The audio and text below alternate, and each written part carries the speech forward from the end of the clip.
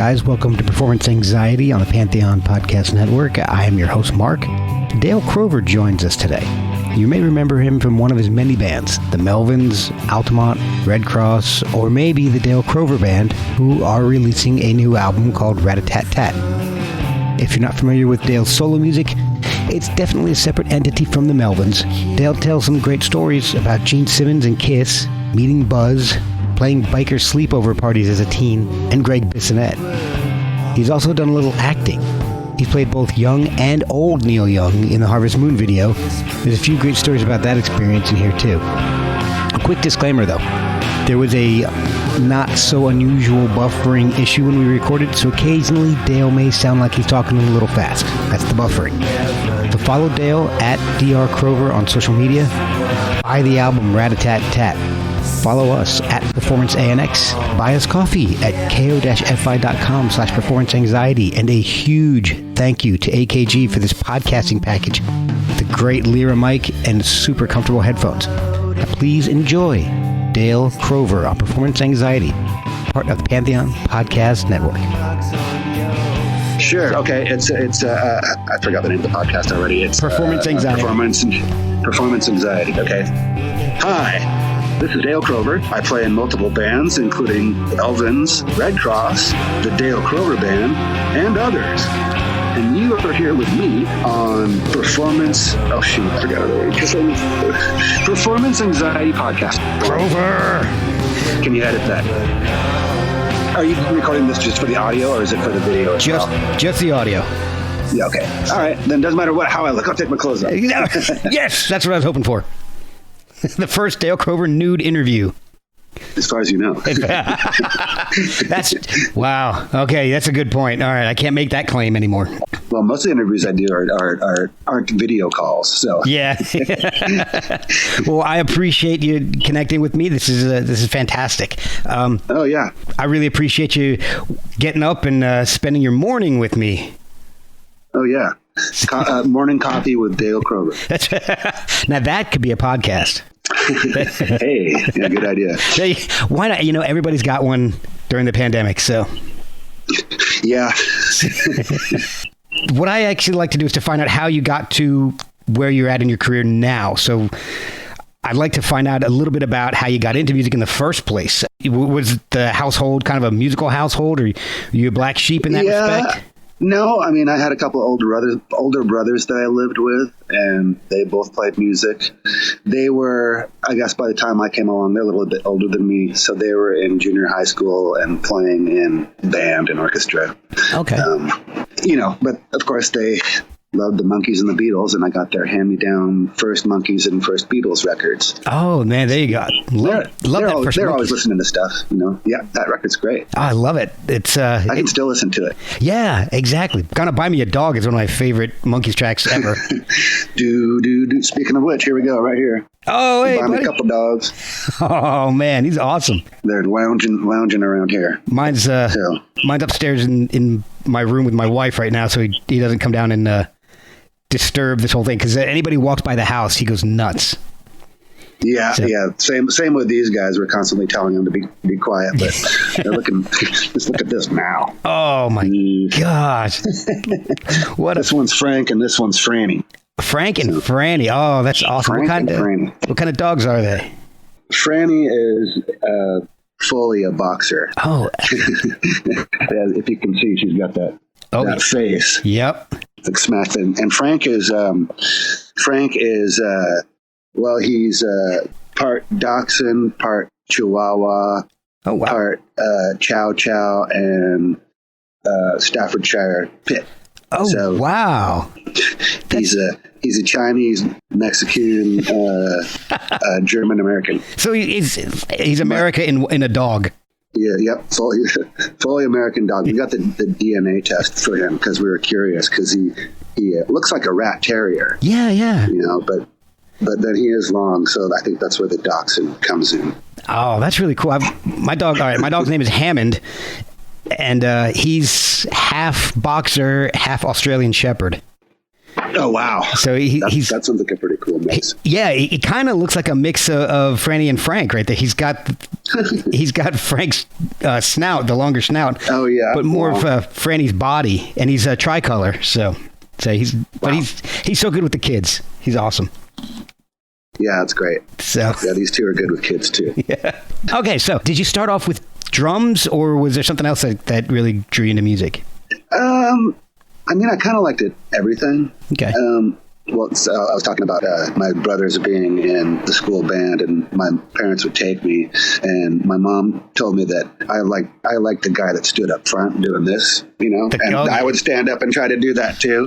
So, and say, I want to be the man, So I guess that's what I wanted to do first, was be the man. Be the man.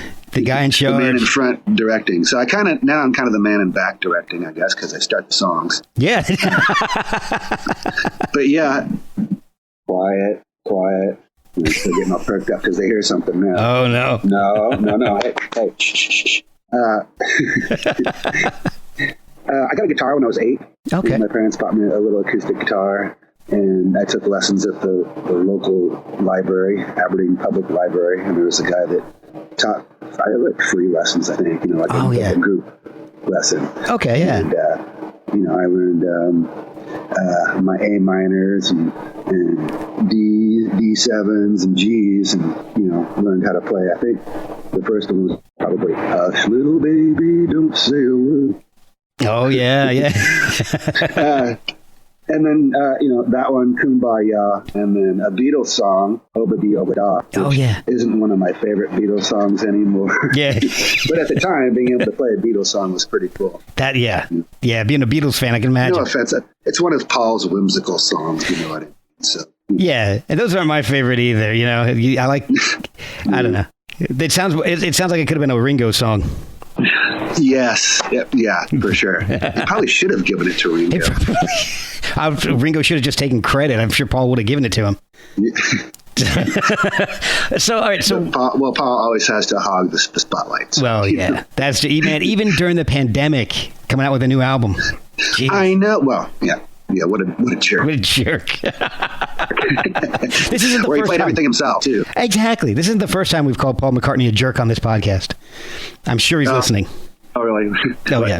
But damn, he's a great bass player. Yeah. He really, I mean, maybe I think he's a jerk just because he does everything so well. I think that might be it. Yeah. It's funny because Jeff Pincus just sent me a picture of Paul. And it's like him. It looks like he's on a boat and he's got his shirt off and his head is like he's got a ponytail in the front of his head. And Jeff put this caption: "Woke up, got out of bed, can't get this image out of my head." I'm gonna have to look for that photo now. Yeah, I can send it to you. Yes, because I got to see that. Now I want that image in my head. Yeah. So, got a funny ponytail on my head. So did you switch to drums early on, or were you a guitarist for a while? Yeah. Well, I mean, I played the acoustic guitar for a while, and then got into Kiss. And that was definitely from Beatles jumping to Kiss. They were my Kiss. Okay. Seeing them on the and I know other people say this, but the first time I saw them was on the Paul Lynde Halloween special. Oh. And so that was kind of like my Ed Sullivan Beatles performance. That was the Kiss performance. That was what that was to me. Man. And I remember just being like, God, these guys, wow, this is weird. This is weird stuff. What is this? Oh, yeah. And that was just about Paul Lynde. That wasn't even about Kiss. Yeah.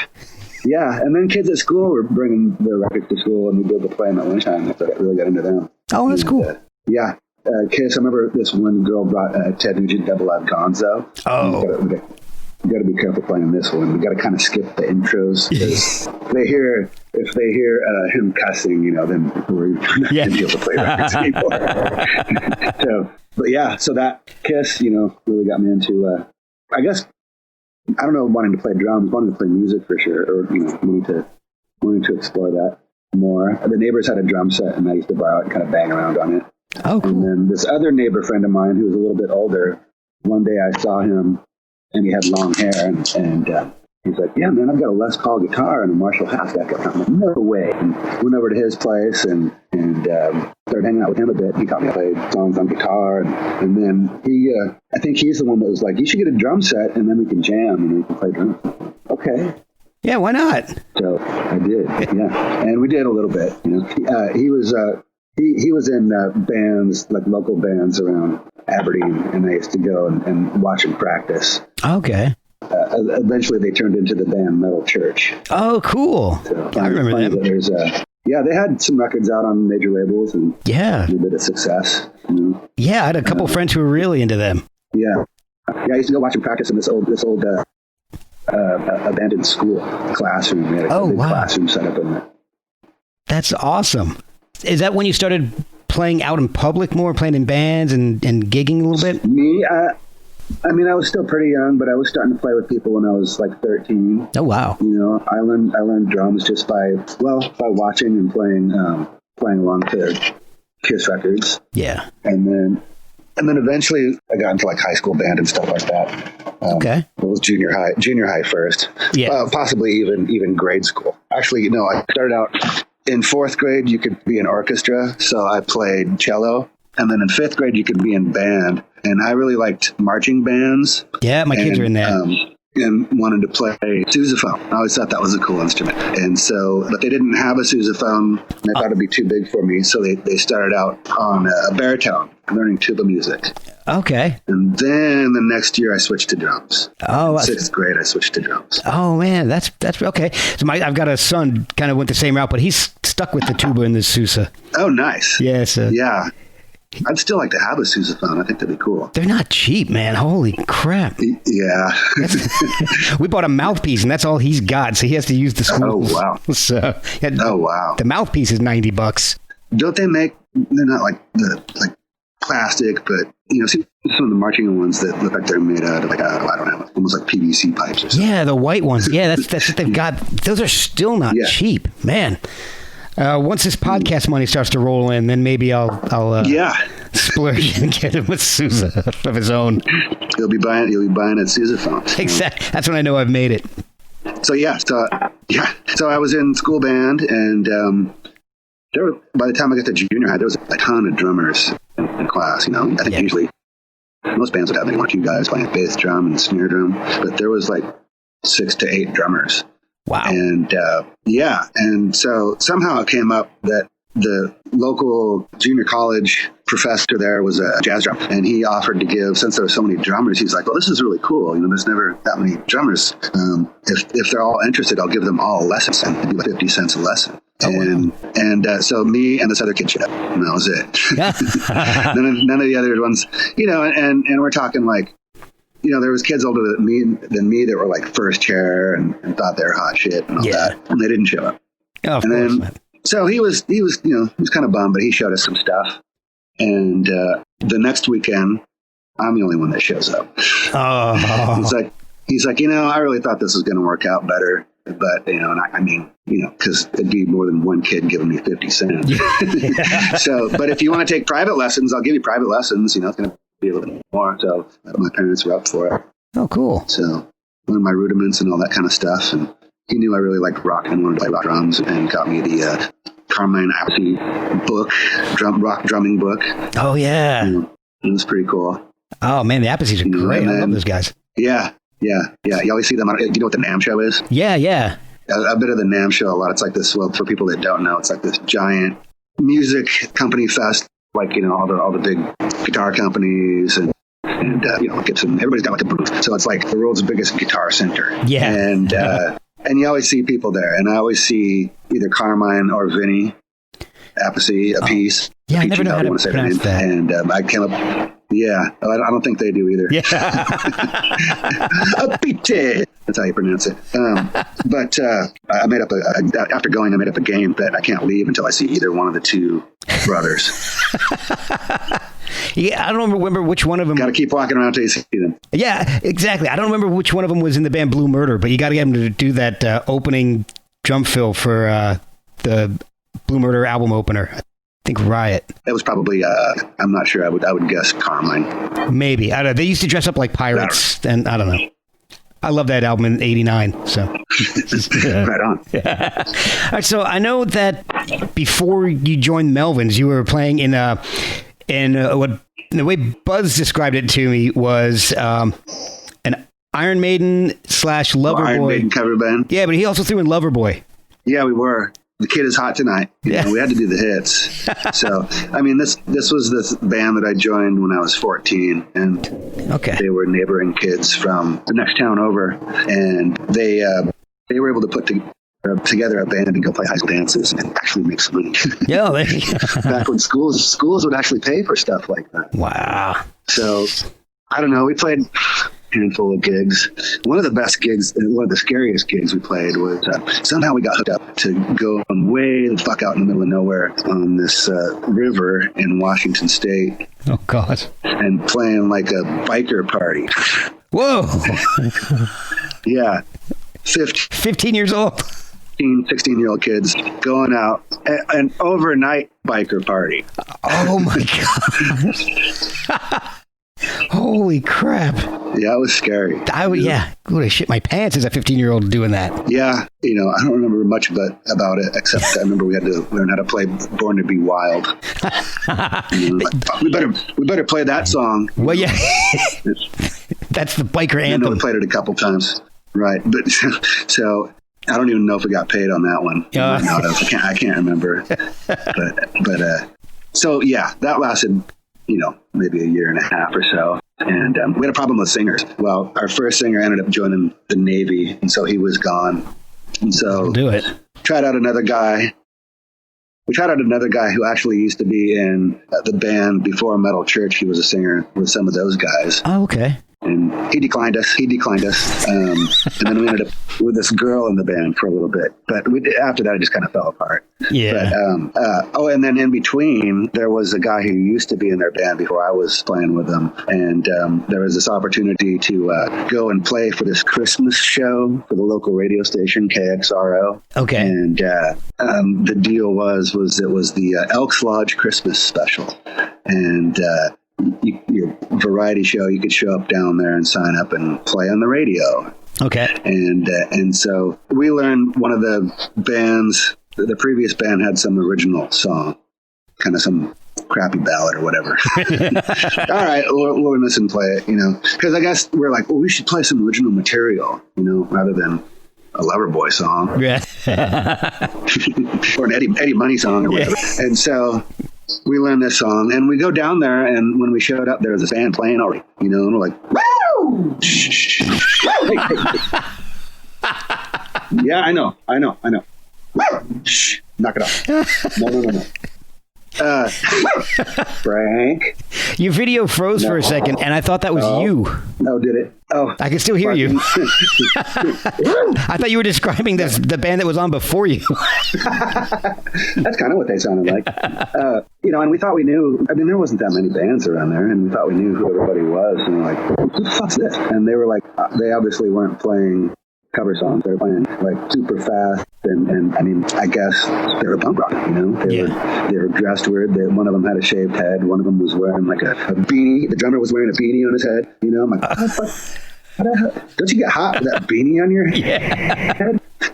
And they had these short songs, and they'd blast through them, stop for a second, and blast into the next song. And it was like, oh, what the fuck are these guys? It's a band from Montesano called the Melvins.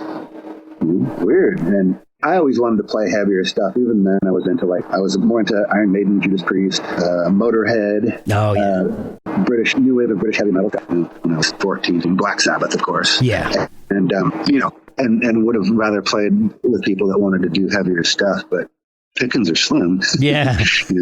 So kind of get what you can take as a 14-year-old, 15-year-old kid. So anyway, these guys in Melvins, and I was like, wow, it kind of sounds like Motorhead, but the Ramones, that's what they described their early stuff is kind of what it sounds like. And, we met them, and I don't know if they're too friendly or not. Can't remember really. But even, seeing Buzz, then it's like, you tell he was like, wow, that guy's different. Yeah. Huh. Yeah. And then we realized that once we set up and were getting ready to play, that there wasn't a PA system. And those guys had realized it and went home and got their own PA, brought it back. Oh, wow. And then when they were gone, they took their PA with them. So our singer just had to sing straight into the broadcast mic. Oh, and brutal. He's out of tune, and it's distorting the mic, and they just cut it off. They cut off the Melvins a few times too. There's a Melvins record called Mangled Demos, and the beginning of it is kind of the audio from that, where the guy's like trying to introduce the band, and well, we're gonna hear some real wild punk rock stuff, ladies and gentlemen. Yeah. It's pretty funny. I have one question. So yeah. About all right, so this band that you're doing Iron Maiden covers, are you more of a Di'Anno or a Dickinson guy? Oh, Di'Anno. Okay. so I'm gonna. But we were doing. I think I convinced them to do.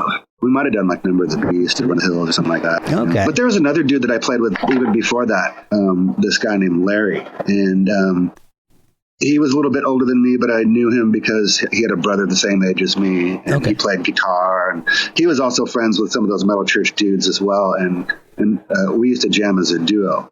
Oh, we were the first duo before any of the popular duos. You know, we always wanted a bass player, but and we occasionally had somebody, but. I guess we should have realized that we could have just done a White Stripes, a heavy metal White Stripes. It would have been okay.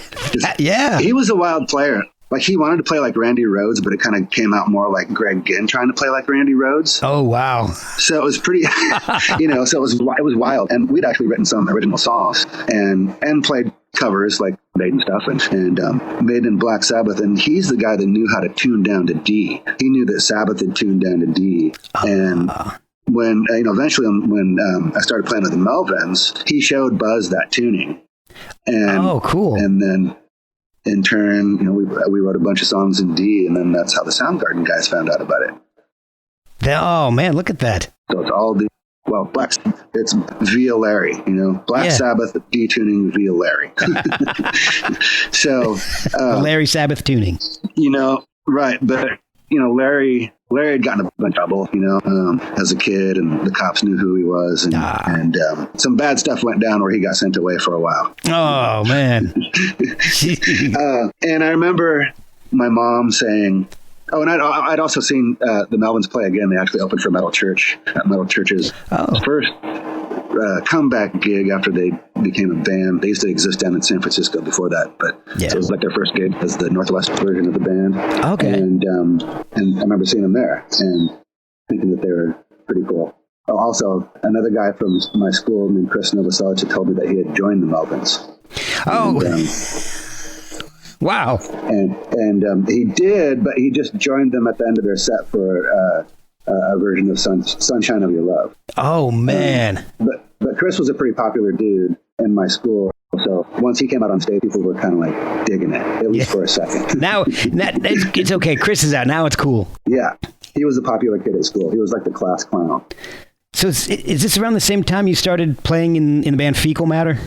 No. That would have been after. Oh, okay. So this would have been like, so this show, ended up joining the Melvins probably about 4 or 5 months after the show. And those guys were looking for a drummer because the guy with the beanie on his head wasn't working out for him.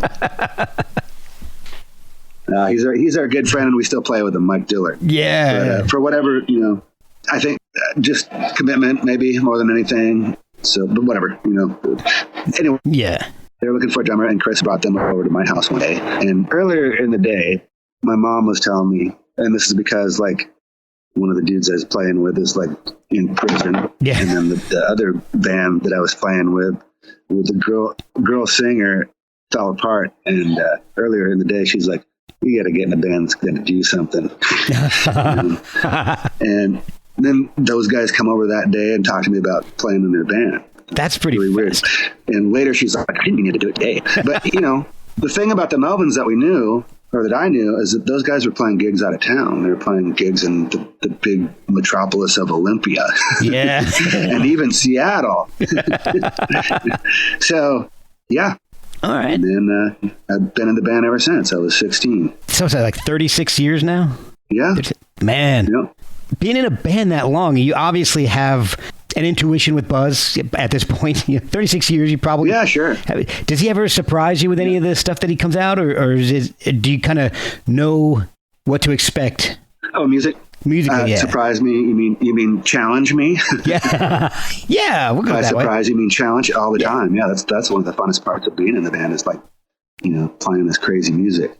Buzz doesn't really have any kind of formal training, more or less self-taught, and probably had some people show him some chords and stuff like that. But I mean, he doesn't know how to read music, and he's writing stuff in really odd time. Yeah. And it's probably best that he didn't, because it probably wouldn't come out that way. And he's a guy that just has never thought like normal people think. And that's really why the stuff that we write comes out the way it does. Well, it's one reason why the music is so phenomenal, and both of you guys are just so interesting to speak with. Thanks. So, all right, so you play in a ton of bands, either sporadically or doing guest appearances. I mean, there was the demos you did with Fecal Matter. So you've got Men of Porn. Well, that was also a billion years ago. Yeah. Let's see, Shrine Builder, which was awesome. Red Cross. How do you find time for all this stuff? Because Melvins, you guys tour quite a bit. Yeah, we do. I mean, Melvins takes up the majority of the time, but that stuff is pretty much part-time, except for Red Cross. We got Steven in the band. Gosh, I'm trying to think. It's been a long time, because I've been in Red Cross for at least 3 or 4 years. Yeah. So I guess probably about 5 years ago, something like that. 5 or 6 years ago, Steven started playing with us.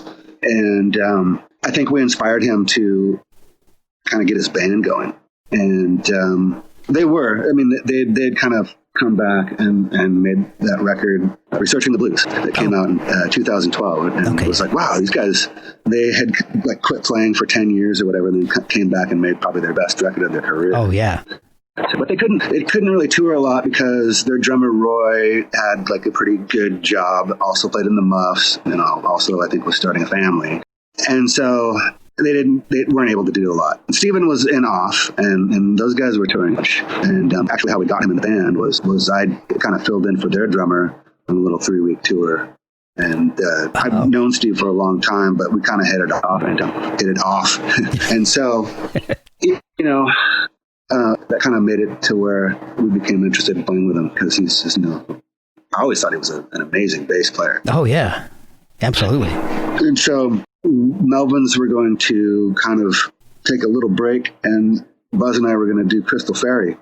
Mm-hmm, yeah. And then, so Steven was like, well, shit, that means, I've got nothing going on. I want to do some Red Cross stuff, do a Red Cross tour, because we haven't been able to tour before. And they had another drummer after Roy, but then I think he was having some reservations about doing a really big tour, because he had also, I think, got a pretty steady gig, Yeah.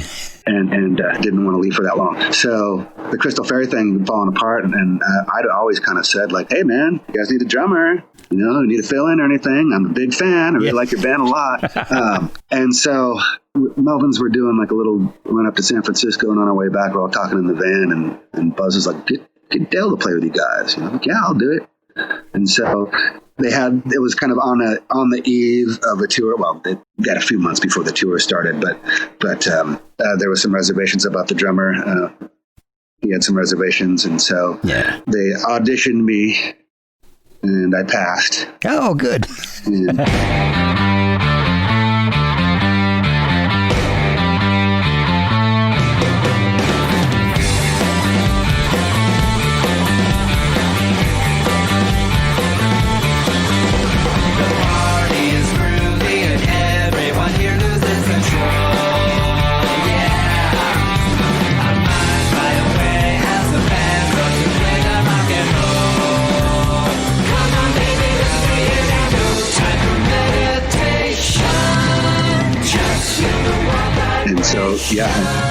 We've been doing a ton of touring since, and also we've done. Yeah, Steven and I are trying to see how many bands we can play in together. Oh, there you go. We're going for the world record, rhythm section world record of bands. So that'd be hard to beat. I bet there's, if you think like Dave damn it, I'm blanking on the Wrecking Crew. Oh yeah, the Wrecking Crew. Yeah, they might. Yeah. So, but I don't know if they can.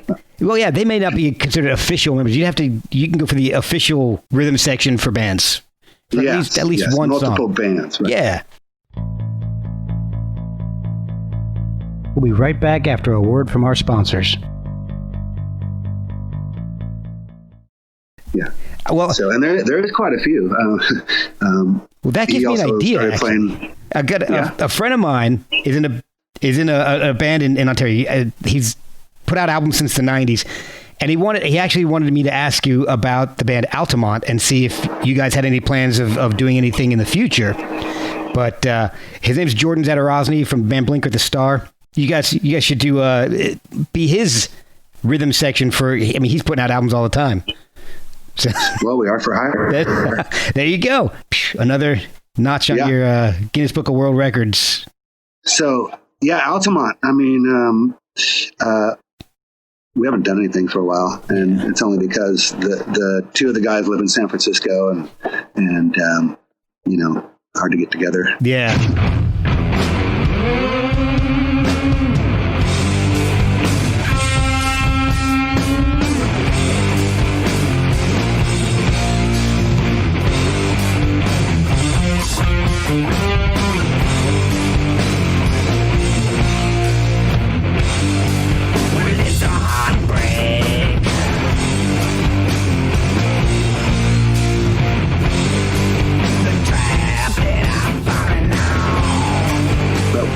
It's been a few years, but Dan, who plays bass in Altamont, plays on one of the songs on my new solo record, and Toshi was kind of in the band towards the end of, we're still together. Right. Maybe we'll do shows someday, but it's just the logistics make it hard, that's all. Yeah. But we're all still really good friends and all that.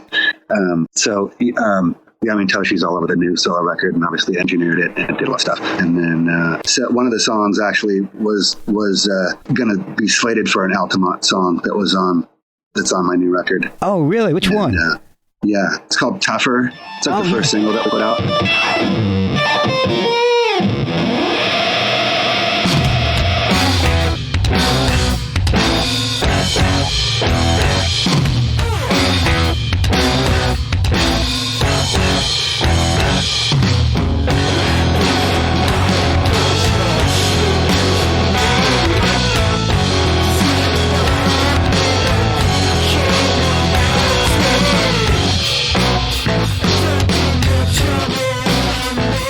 That's actually the only song on the record that was a co-written song, and that was Toshi and myself. He wrote the music, and I wrote the lyrics. Oh, cool. All right, so I definitely have a bunch of questions about the new album, but I want to ask two more about the past before we move into the present and the future. On the Houdini album, you guys did a Kiss cover and Going Blind.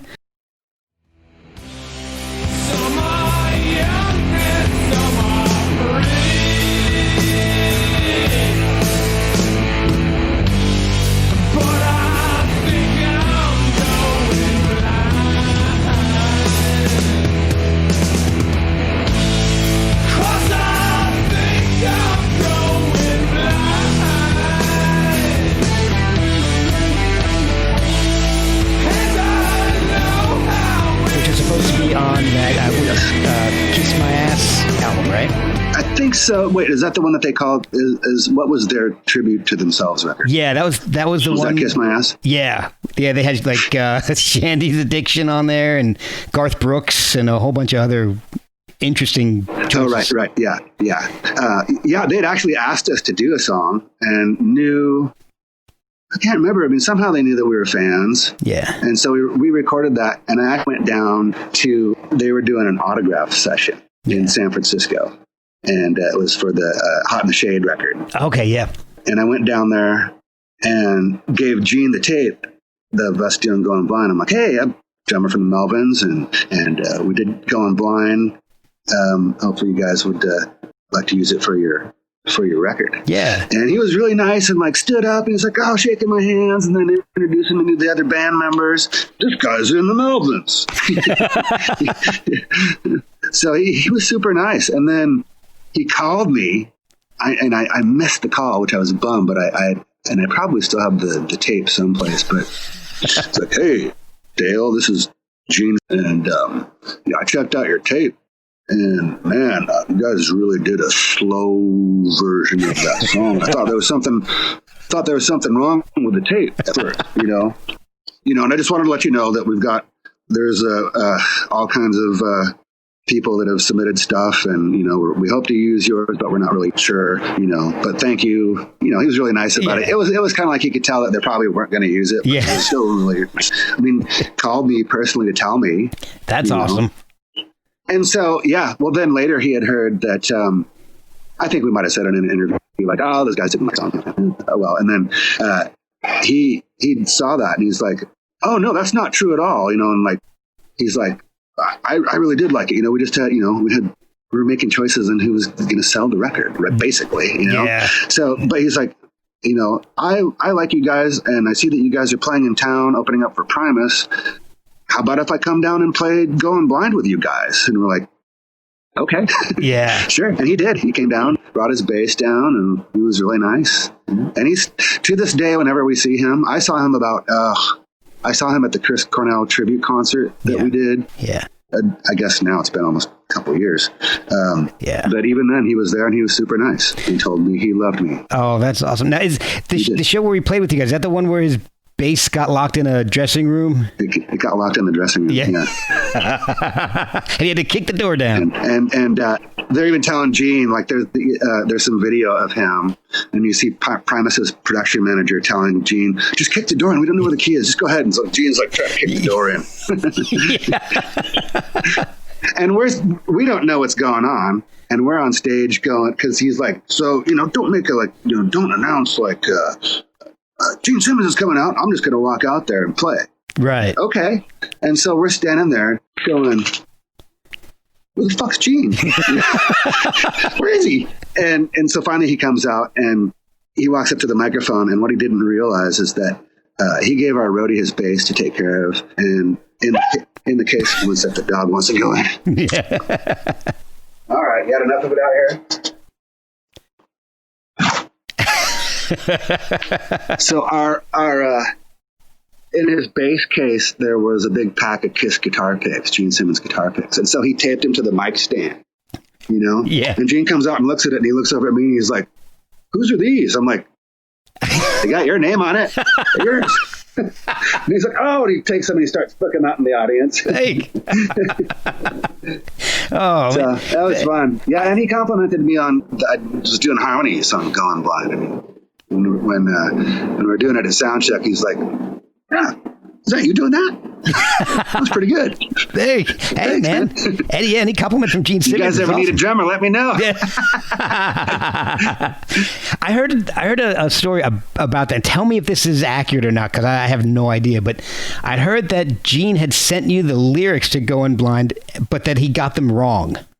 That might be true. There might have been like a couple of words wrong. Okay. And I'm not sure, who probably caught that is, we were friends with this guy, Bill Bartell. There's a big, huge connection with all of this here because Bill Bartell had put out the Red Cross Teen Babes from Monsanto record. Oh, okay. So we had known Bill for, not that long at that point, but, we met him because he put out a Germs tribute record and got us to do a song for it. Oh, yeah, I know that. And we did the song Lexicon Devil. Yeah. And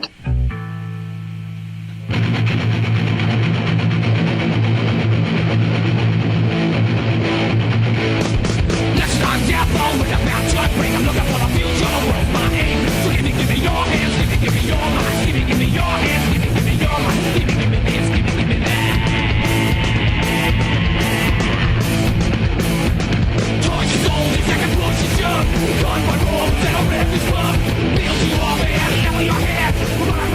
We were doing Going Blind, and it was during the Houdini sessions, and Bill was there, probably just hanging out, and I think he did the guitar solo. Okay. I think I played bass. If I remember right, I played bass, Buzz played guitar, Bill did the guitar solo, and then we did vocals. But yeah, I think he sent us the lyrics, and I think Bartel was like, "Hey, wait, you're wrong." You also have a bit of an acting career. I guess. So the two credits that I've heard of are an extra in the Doors movie and a young Neil Young in the Harvest Moon video. Yeah, young Neil Young and old Neil Young. Oh, and old Neil Young. Older Neil Young, too. Well, no, because in that video, I'm not only young Neil Young, I'm also old Neil. Man, oh, see. So the video, do you know the Harvest Moon video? Oh, yeah. Obviously is what you're talking about. Yes. It's a video about when he had met his wife at the time. Yeah. And it's like a flashback to when he met her. But starts out in current time where they're at the restaurant bar where they met. Right. Him and Peggy. And they're dancing together, but then also he's playing on stage while they're dancing, which is, that's impossible. Right. How's he doing that? So if you look really closely, you'll see that I'm dancing with his wife when he's playing on stage, and I'm playing with his band when he's not. Oh, wow. Jeez. So you're very versatile. Yeah, right. A dual role. Yeah. That was the fun part. I mean, the other part was fun too, because, just the whole thing was really surreal. Yeah. I bet. Because during the filming of the current part, he and I are like between scenes are like swapping clothes.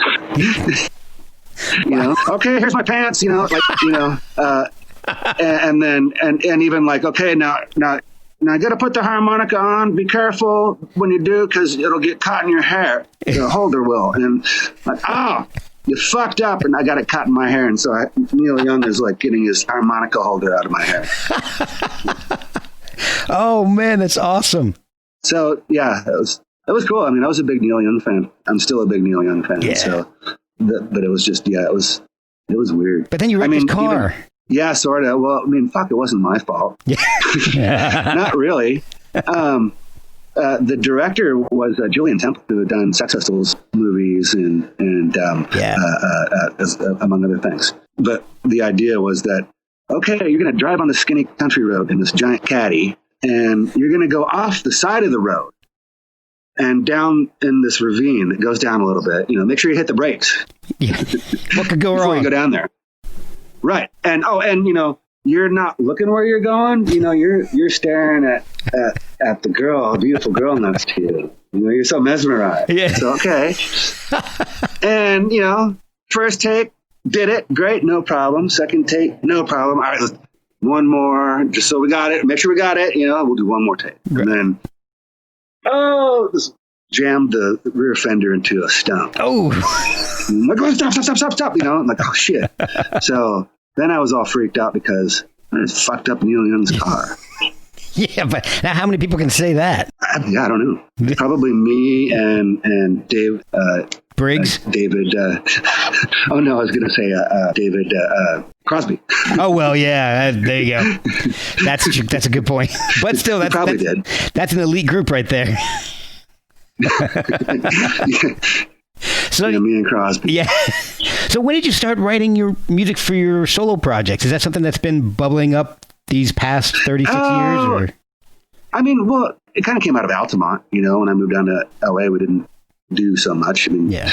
And then also just kind of opportunity to do stuff with Joyful Noise. Okay. They were into the idea of me doing a solo record. So were you writing music the entire time in the Melvins, or would? I've always had riffs and stuff like that. Yeah. Even there's a couple songs on this new record that's like, oh, I've had that for a long time. Yeah. And I realized, and finally turned it into something.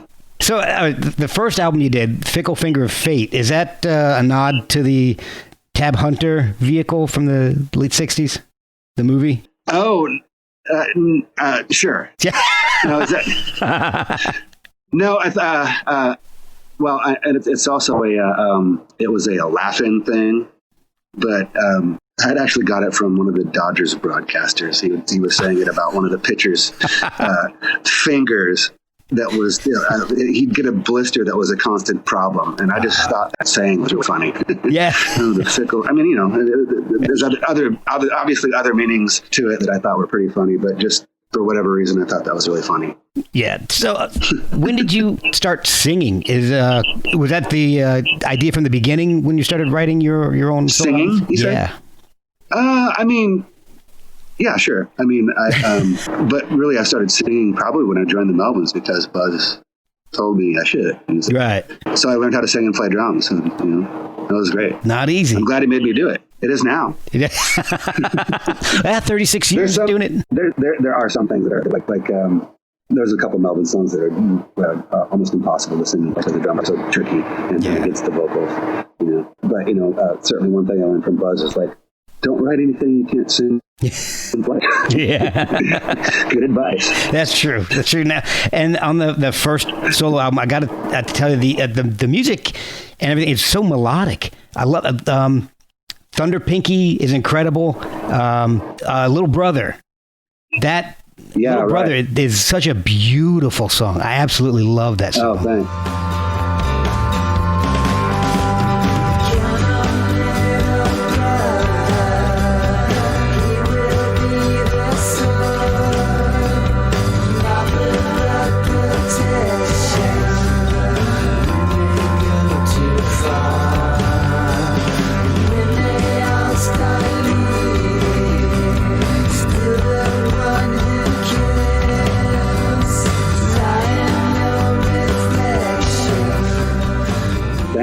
Yeah, I thought that one came out really good.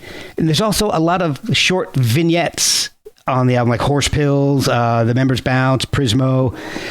All the little drum haikus. Yeah, exactly. Oh, yeah. Well, that record, the first thing that came out, one of the first things, was all those little drum haikus on a crazy lathe cut record, like a limited edition. It's hard to describe, but it's like a vinyl that has like 6 spindle holes, and then the grooves are in where the spindle hole is, so it looks weird. Right, yeah. But it does, and those guys were like doing things like that.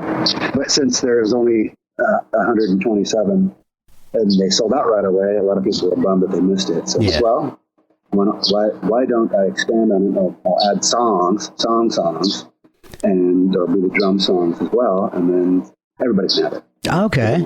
That makes a lot of sense to me then. Okay. Yeah. And they went for that idea. Do you approach the drums differently for the Dale Crover band than you do for the Melvins? Do I, Frank? Hey, Frank. Frank always wants to make out. No, I'm sorry. I've seen you lick your butt. Yeah. Because guitar is first, I guess. Okay. Even when I record, I learned from messing around with the 4-track demo stuff a long time ago that if you do guitar first, then you have something to play along to. It's a little easier rather than trying to memorize the song, play drums, and then add guitar to it. So that's how, when I'm doing solo stuff, usually that's how I do it, is I'll start with guitar and then do drums. And then, I have an idea of how I want them to sound usually, but then I'll just go and play along with it till I get something cool. Oh, cool. Something that I like. Sometimes it's accidental, Sometimes I can nail it in the first take and it sounds great. Then I'll go back and record more guitars, and like with the most recent record, I would do that, and then I handed it off to Steve McDonald to play bass. Oh, okay. Now, have you been playing guitar this whole time during the Melvins? Yeah, oh yeah. Uh-huh. Okay. Early Melvins gigs, the encore would be me jumping on guitar, Buzz jumping on drums, and us doing like Sin City by AC/DC. Oh, cool. Yeah, or a Mentor song. Oh, whichever. Yeah. Well, one of the things that I liked about this is that your guitar playing has a very Crazy Horse type of sound to it, and I love Crazy Horse. Yeah. Well, Neil Young. Yeah, he's everywhere. Like one of the songs on the new record, I Can't Help You There, that was total it was a Neil Young sounding riff.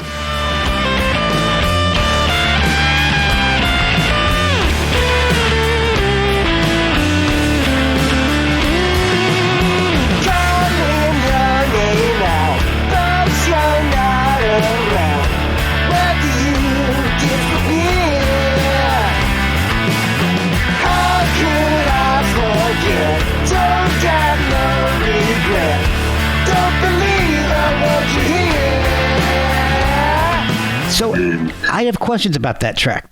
That's the one you have the video for. Where what is the inspiration behind that video? Because you guys look like you're in an institution. Exactly. So we are. Where did you get the influence for that? The song's sort of about being the song. Okay, so the song's about having dementia and being kind of crazy and out of your mind, seeing things that aren't real. So that's kind of what I wanted the video to be, slightly inspired by One Flew Over the Cuckoo's Nest. And the Cramps performance at the Napa State Mental Hospital. Oh, you can find on YouTube. Yeah. Howard Hughes with the shoebox flippers, references like that. And then the creepy face masks. I was going to ask about that. Is that a nod to 2020, or was that decided on before this whole thing went down? Well, I mean, baseball creeps in again. Kike Hernandez, one of the Dodgers players, is one of the first guys I saw with like, he had a really creepy looking face mask, and he has this like porn mustache, And he's quite a character. And a pretty funny guy. So I was like, oh yeah, we could make face masks with our faces on it, and I could make some goofy looking face. Yeah, sing through them, which is hilarious to see the mouth moving on the mask. Yeah, right. So I didn't have to remember the lyrics if I could fake it. Unlike Gene Simmons. So, right. But, we did it ourselves pretty much. Okay. Like I came up with some of the ideas. Toshi and his partner came up with, she did the editing and filming and also put together like the shot storyboard order, right. Did a really good job of like, okay, instead of just having some like, okay, let's just shoot a bunch of random stuff. Like they Toshi sat down and listened to I gave him all the ideas, we're going to be wearing like hospital smocks and we're crazy. Right. Yeah. And so, and then he just kind of thought of shot ideas, he did, and his girlfriend did, and Alicia, and we did it ourselves, and for pretty much not too much money, production wise, we bought our own costumes and masks and got some lights. So I think it came out good. I think it came out great. I love it. With it. Thanks.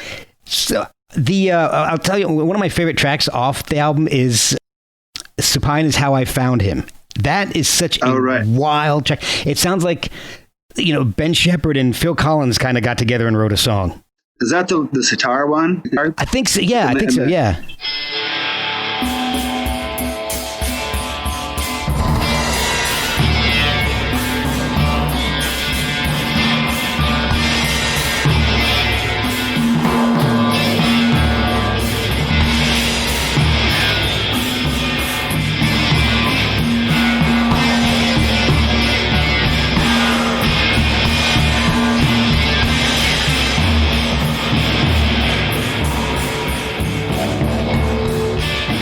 It's that was one of the songs. So on this record, we did a similar thing with the weird vinyl that looks like it doesn't play. Yeah. And that was one of the songs on that.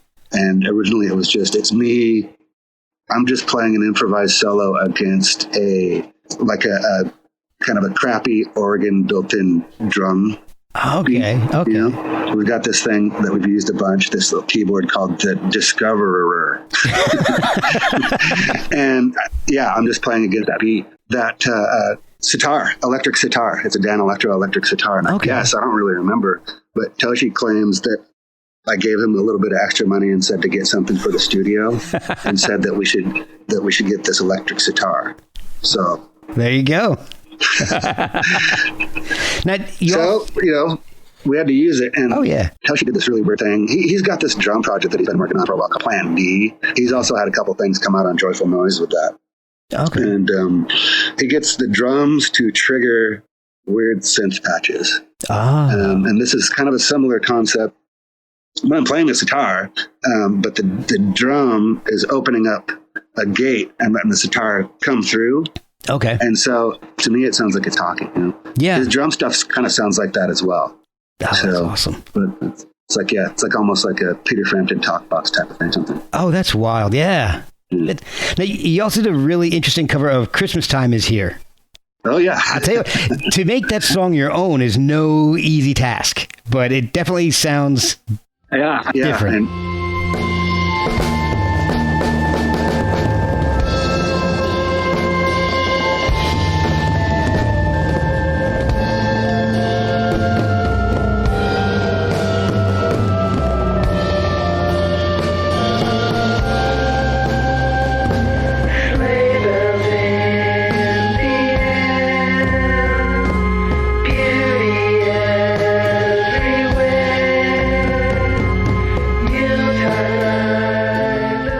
yeah, thanks. I mean, yeah, I was like at first going to try to do like, okay, I could learn this on guitar. And it's like, I can't learn this on guitar. I figured it out a little bit. I mean, you know, I mean, it would have been a while to sit down and learn it, but you know, I kind of knew the little piano bits, like an easy piano version that I'd learned a while ago. And so I did that and then had Toshi play like a solo thing on top of it. And we did the vocals, and yeah, it came out pretty creepy. I like it. and well, this was for Joyful Noises Christmas party. Okay. And they've always asked me to come out, and I haven't been able to come out. And obviously, nobody could go this year, so they had everybody do a song and film it or whatever. And at first, I was like, oh, I don't know, but you know, then they talked me into it. And you know. How could I say no? It's like, come on, we'll give you some money and we'll make this crazy record. And, and you can do like, okay, sure. Yeah, you know? Exactly. Well, your acting chops shine through. yeah. And that's that one is us.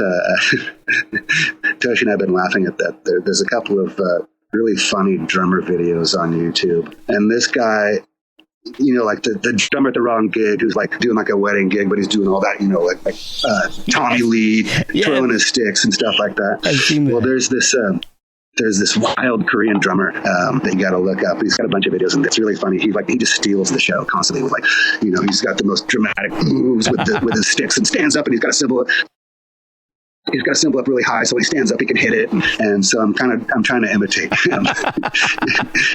That's awesome. He's really, and I'm like, Toshi, you got to get him for your drum project, you know, because Toshi's got like some pretty famous drummers that have done stuff. You know, you've got Dave Lombardo to do something for him, Matt Cameron. That's awesome. Greg Bissonette, who played with David Lee Roth, and now plays with Ringo Starr. That's one of the first concerts I ever saw was David Lee Roth, and Greg was. Oh, right on. It was a triple bill. It was Extreme, Cinderella, and David Lee Roth.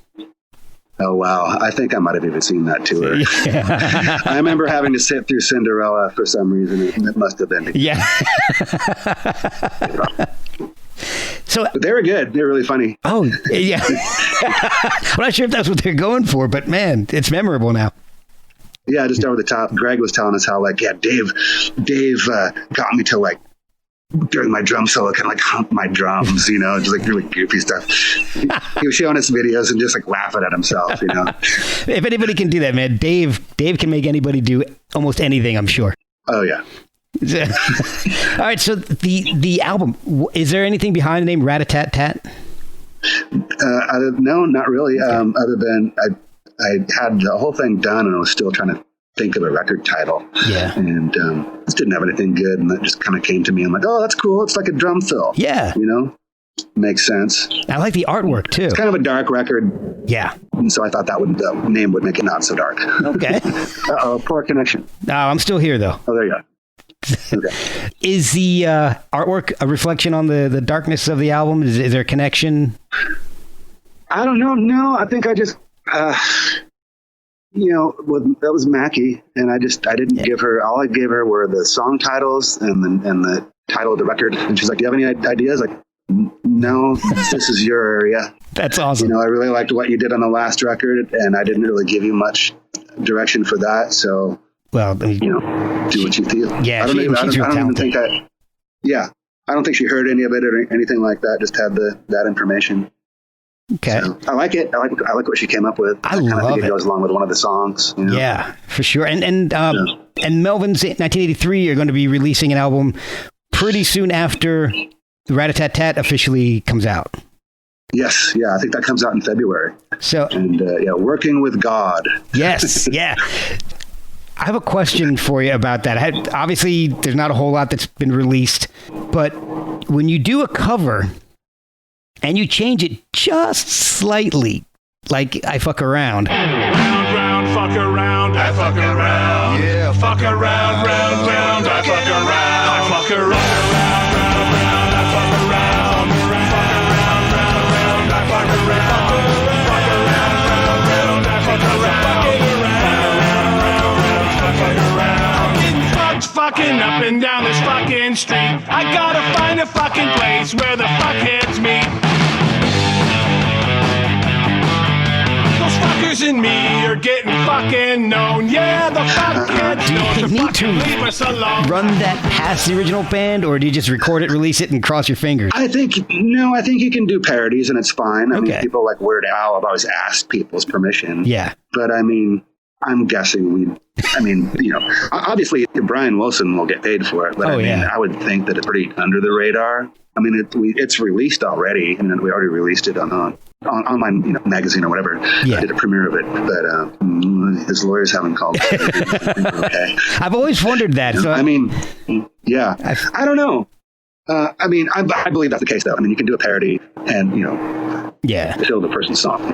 Every time I hear something like that, I always flash back to the Weird Al video where he's presenting his song to Michael Jackson and his thumb is wavering between up and down. So I'm always. Oh, really? Yeah, it's some old I think it was when he did Michael Jackson was kind of not so into it. I think so. I think that was the idea behind part of the video because it was just part of the video for Eat It, and he's like, oh, okay. I did a version of your song, and here it is. And then Michael Jackson's got his thumb is wavering between going up and going down, and finally brings it up. So, that's good. That sticks in my head anytime I hear somebody doing a cover that's obviously either a parody or different enough that you're like, wait, I know this song, but I don't know this version of it.